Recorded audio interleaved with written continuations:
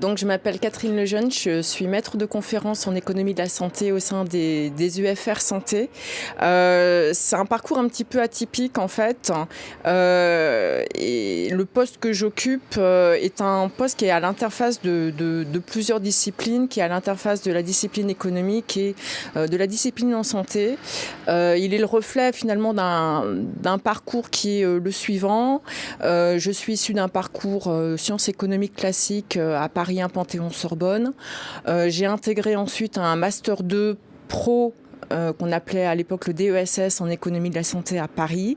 Et j'ai eu l'opportunité de venir sur Dijon. J'ai intégré le registre bourguignon des cancers digestifs qui, à l'époque, était dirigé par le professeur Jean Fèvre en 1997.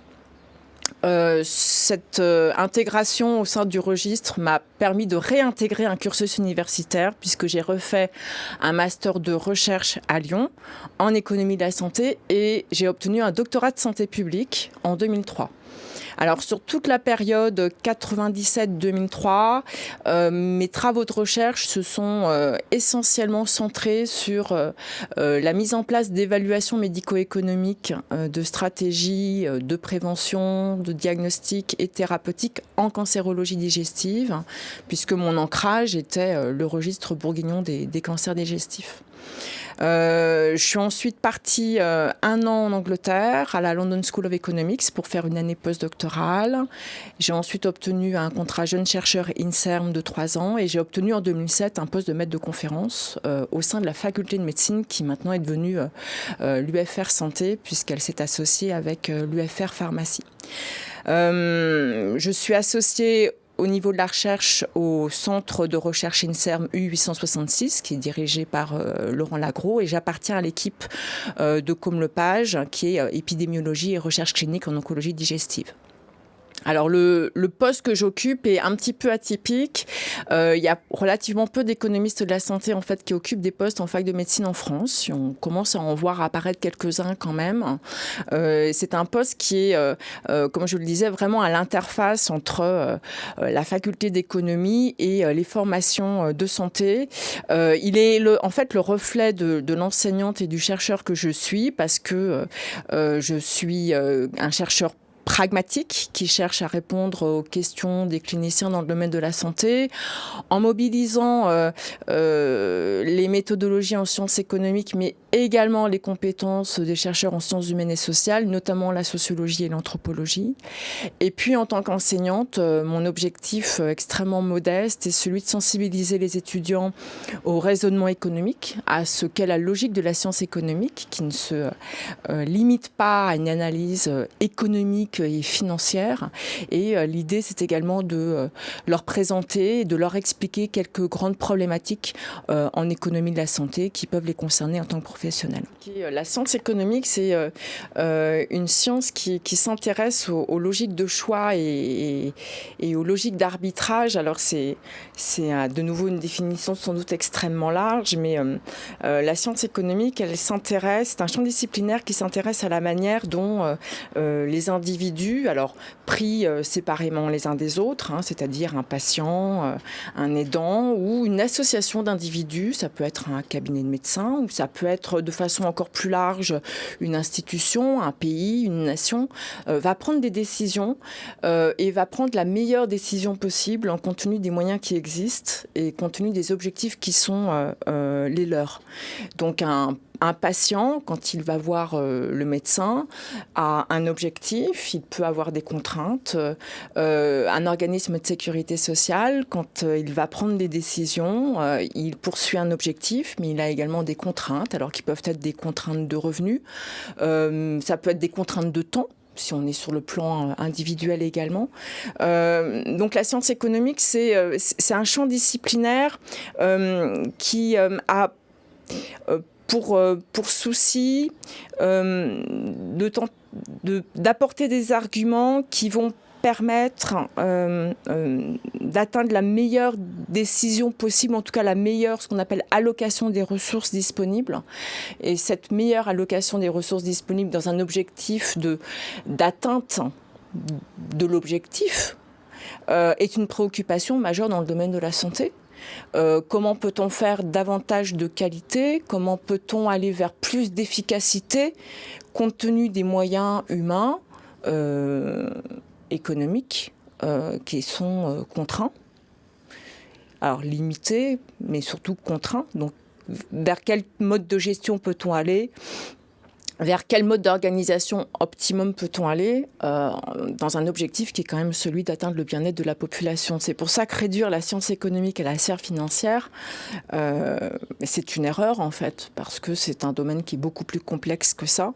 Et l'intérêt de ce champ disciplinaire, c'est de pouvoir s'appuyer sur des disciplines comme l'épidémiologie, comme les sciences humaines et sociales, comme la science de la gestion, pour arriver à prendre la meilleure décision possible. Alors, donc en tant que maître de conférence, j'ai effectivement la double casquette qui est la casquette enseignement et la casquette chercheur.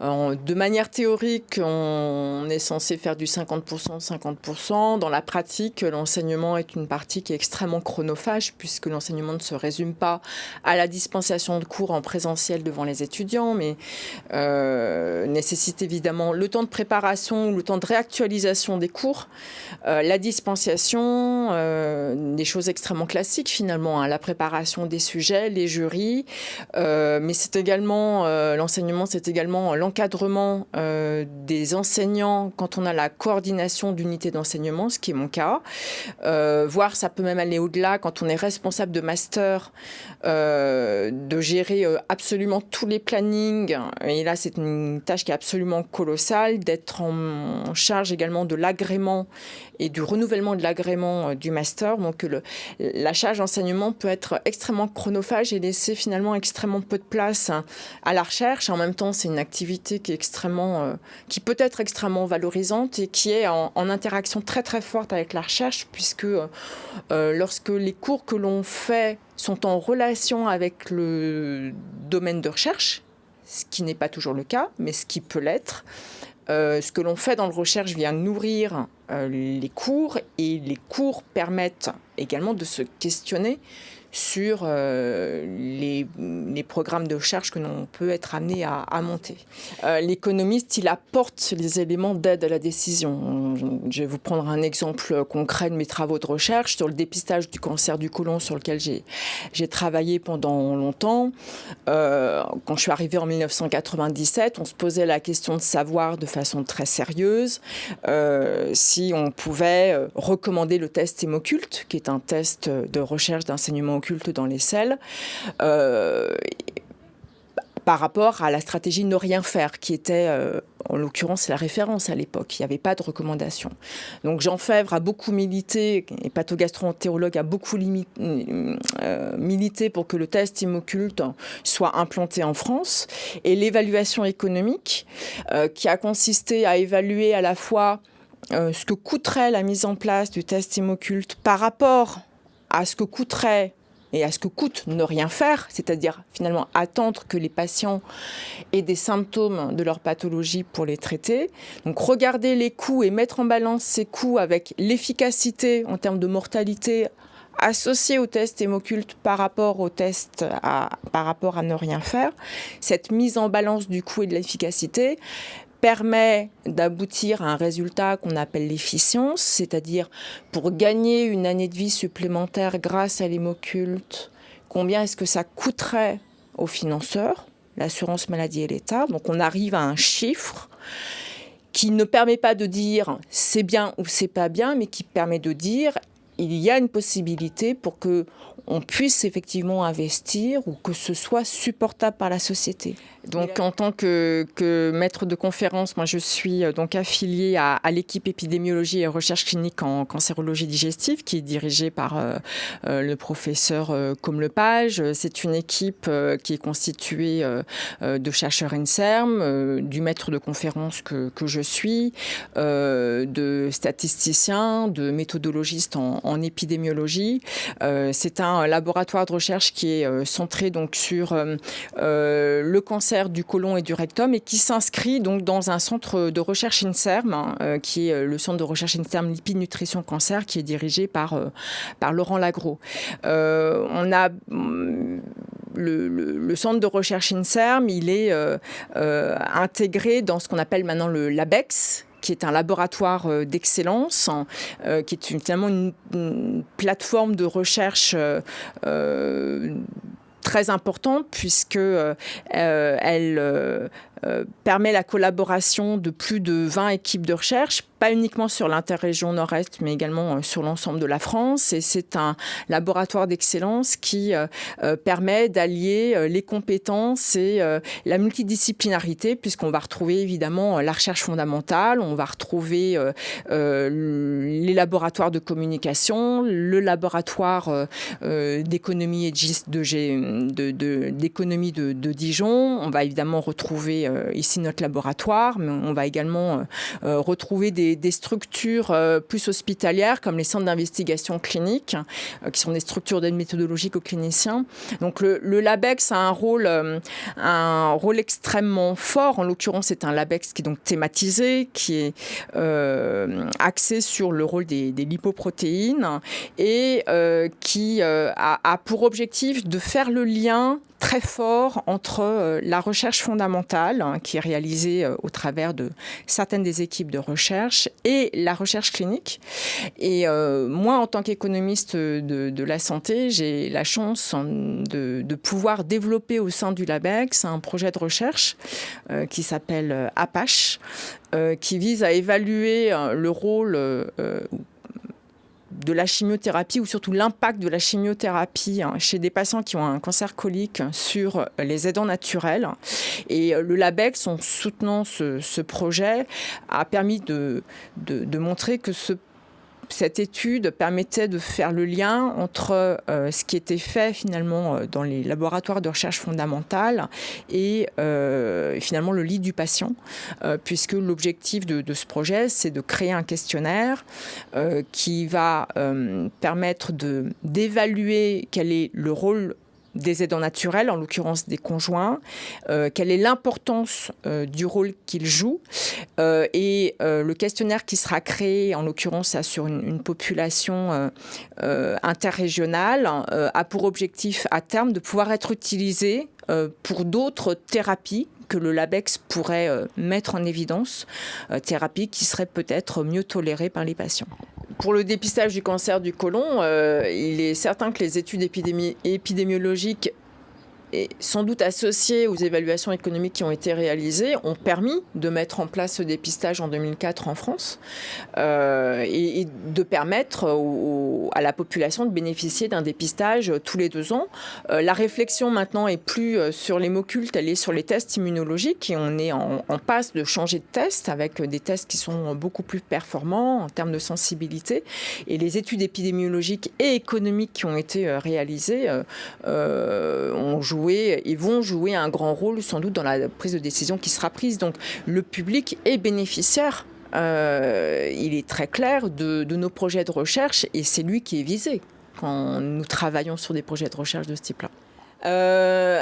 Un LABEX, pour moi, c'est une structure...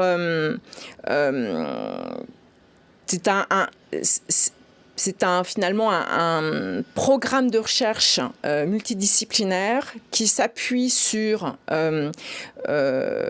l'exercice et le fonctionnement de laboratoires d'excellence qui sont classés A ou A+, et qui répond a un objectif précis. En l'occurrence, la LABEX Sepsic a pour objectif de s'intéresser au rôle des lipoprotéines dans le cancer et les maladies inflammatoires. Donc c'est un laboratoire qui cherche à concentrer on va dire, le meilleur de la recherche en montrant que les investissements qui sont faits dans le domaine de la recherche peuvent aboutir à des innovations et peuvent avoir également des répercussions sur le plan social, mais également en termes de formation. Donc on n'est pas dans un laboratoire qui vise à faire de la recherche pour faire de la recherche, c'est un laboratoire qui cherche à associer les meilleurs dans un esprit de multidisciplinarité et avec pour objectif de montrer les retombées que peut apporter la recherche pour la vie quotidienne, dans la vie quotidienne des patients et de leurs familles, et également sur le plan socio-économique de manière plus générale.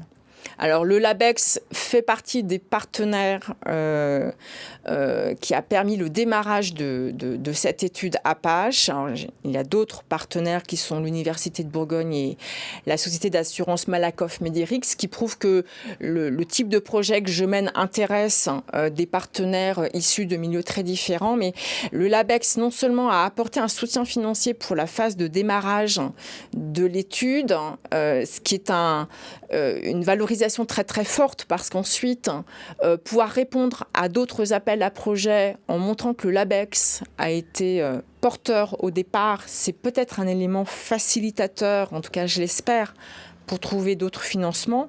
Mais au-delà du côté financier, ce projet qui s'intègre d'ailleurs dans l'un des axes majeurs du LABEX, qui est économie de la santé, médiation, savoir et connaissance, le LABEX a positionné ce projet comme étant véritablement à l'interface entre la recherche fondamentale et le lit du patient. Et je trouve que c'est un joli symbole finalement de montrer que la recherche elle est intégrative, qu'on n'a pas des sphères séparées, qu'on n'a pas la recherche fondamentale d'un côté et la recherche clinique de l'autre, et qu'il est possible de faire des ponts avec des disciplines comme l'économie de la santé, mais ça pourrait être également des disciplines comme les sciences humaines et sociales. Je trouve que c'est une jolie avancée dans le domaine de la recherche. Et c'est quoi la recherche clinique et c'est quoi la recherche fondamentale ? Alors la recherche fondamentale, je ne suis pas spécialiste, mais pour moi ça correspond à la recherche expérimentale. On a l'image de la paillasse avec les tubes et les blouses blanches. Voilà, la recherche fondamentale, elle se situe au tout départ de la recherche. On est dans l'exploratoire total, on est dans la découverte potentiel ou la compréhension, alors découverte, pourquoi pas de molécules, mais également la compréhension des mécanismes physiologiques. La recherche clinique, c'est l'application, c'est la mise en application de la recherche fondamentale avec bien sûr quelques étapes intermédiaires au milieu, mais c'est l'application au lit du malade. C'est une molécule qui a pu être découverte, qui va être testée, qui va passer par différentes phases pour arriver au pied du malade et qui va derrière pouvoir être mise sur le marché dans un objectif de diffusion au sein de la population qui est ciblée. La société qui a financé également une partie du projet, c'est la société Malakoff Médérix, c'est une société d'assurance.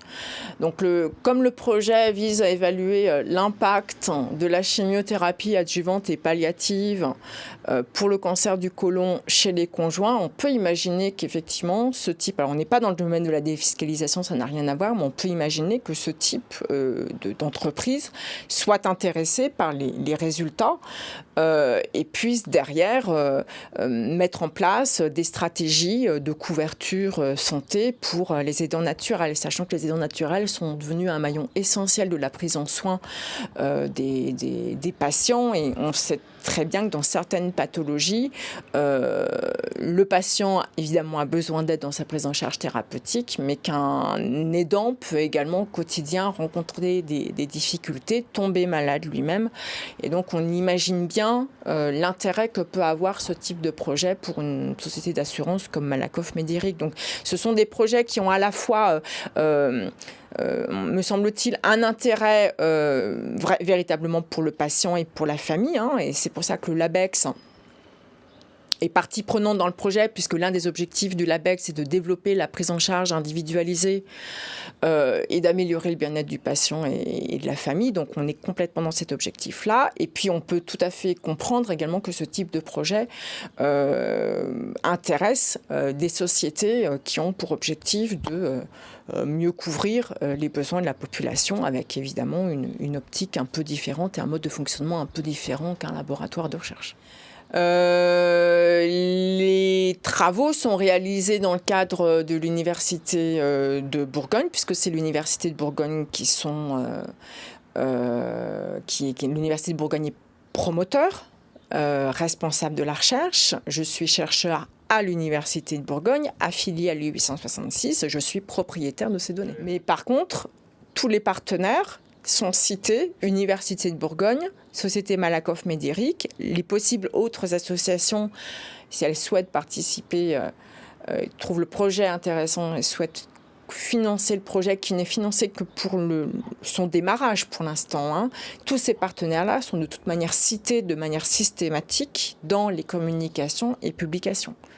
Mais la propriété intellectuelle appartient, en l'occurrence, aux chercheurs, et à l'Université de Bourgogne qui est promoteur. Alors je ne crois pas que des sociétés d'assurance, il ne me semble pas, mais après je rentre dans un domaine que je maîtrise sans doute beaucoup moins bien, que la recherche de ce type-là soit le lot quotidien des sociétés d'assurance. C'est-à-dire que la méthodologie, en l'occurrence, qui est développée dans ce projet, qui est une méthodologie extrêmement spécifique de construction de questionnaires avec des entretiens qualitatifs réalisés par un sociologue de manière extrêmement rigoureuse auprès de conjoints, il me semble que le milieu universitaire seul est en mesure d'apporter, en l'occurrence pour ce projet-là, incarné par le porteur de projet que je suis, ne peut être mené qu'au sein de cet établissement-là. On est quand même dans un domaine extrêmement pointu, là. Extrêmement pointu. Les retombées attendues de ce projet peuvent intéresser un certain nombre de partenaires. Elles peuvent intéresser l'Université de Bourgogne comme une société d'assurance, mais elles peuvent également intéresser d'autres partenaires spécialisés dans le domaine du cancer. Mais non, une entreprise... j'ai du mal à imaginer le lien entre le type d'entreprise que vous me proposez et le type de recherche que je mène, qui est quand même extrêmement spécifique. Et par ailleurs, c'est un projet mixte. Quantitatif. Donc on a une double difficulté qui fait qu'on est souvent à cheval sur deux types d'appels à projets et qu'on n'est pas, entre guillemets, on rentre pas dans le moule de façon parfaite, ce qui fait que le financement n'est pas évident, pas si évident que ça. Mais le fait d'avoir pu avoir un financement pour la phase qualitative est sans doute un atout majeur pour pouvoir obtenir des financements pour la suite.